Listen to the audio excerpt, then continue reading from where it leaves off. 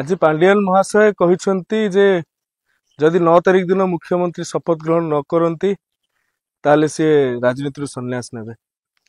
गोटे कथा आज्ञा मु कहूची आपण कहिथिले जीवन रो शेष बिंदु जाए आपण ओडिशावासी सेवार रहिबे। यदि ओडिशावासी सेवार रहिबे तबे न जितिले कहीं राजनीति छाड़िबे कहीं सेवा करिवे नहीं। मु तो आज कहूची मु धामनगर जिते हारे मु लोकन सहित रही राजनीति संन्यास नवा कथा कहबी नहीं।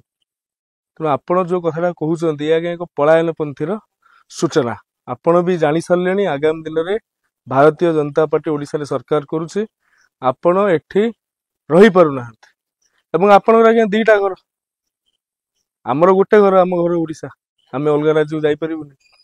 आपण दीटा घर आपण कहिबे मु एठी राजनीति संन्यास नेबी आपण निज घर को पळेबे।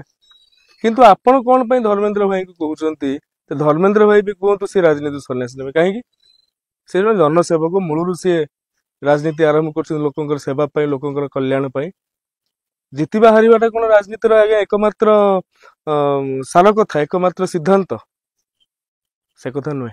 आपण राजनीति को भलरे बुझंतु। राजनीति निर्वाचन गोटे प्रक्रिया निर्वाचन को लेकिन आपण एते भाव प्रवण होई पिलाळिया मंतव्य दबा ये आज्ञा हास्यास्पद अटे।